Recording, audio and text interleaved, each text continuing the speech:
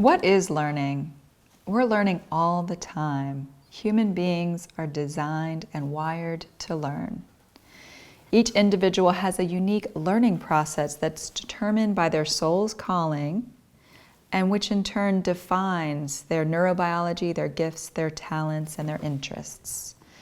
Now, children are natural learners until this inner longing is trained and brainwashed out of them.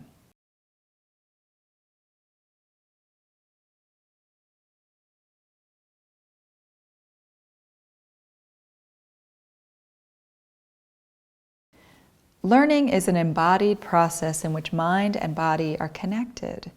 Learning doesn't just happen in the brain. The body needs to be involved in order for true learning to happen. A person learns something new, and that really is what learning is all about. A person learns to play an instrument, paint, dance, read, write, sing, build, debate, grow a garden. That's all valid learning. In today's debate about education reform, much of the focus is on curriculum and standards. When a learner chooses to learn something, they may learn it from a book, a class, a mentor, by just rolling up their sleeves and trying to figure it out. Those are all resources. Books, textbooks, curriculum, that's not learning. That's just content.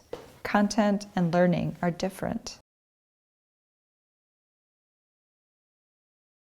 The other thing is we've been really programmed to believe that the only way to learn is to be taught something by a teacher in a school. And there is definitely a place for learning in schools and for instruction. But instruction is not learning. Instruction is instruction. It's one mode in which learning might happen if you're lucky enough to be instructing in the way that the learner learns. But to confuse schooling and teaching with learning is a real error of judgment. There is no one correct way to learn. Each individual has a unique biological and neurological learning process. Everybody has learning differences.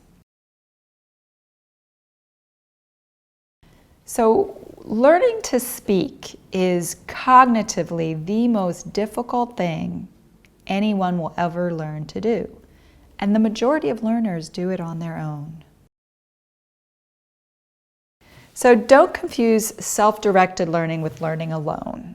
I mean, some people think, oh, if they're self-directing, they're off in a room by themselves learning, and that is not the case. Many self-directed learners will choose instruction, they will choose group learning experiences, but they're choosing it because they understand that's how they learn best. That's how they enjoy learning. So my 14-year-old daughter is dyslexic, and many times in her life she has requested direct instruction and tutoring to help her with reading, writing, and maths. So how do you know when someone has learned something? It's because they can demonstrate understanding and skills. Now the skills might be novice, they might be proficient, they might master these skills, but a test doesn't necessarily demonstrate understanding and the ability to apply new skills. Only the application of new skills actually demonstrates that ability.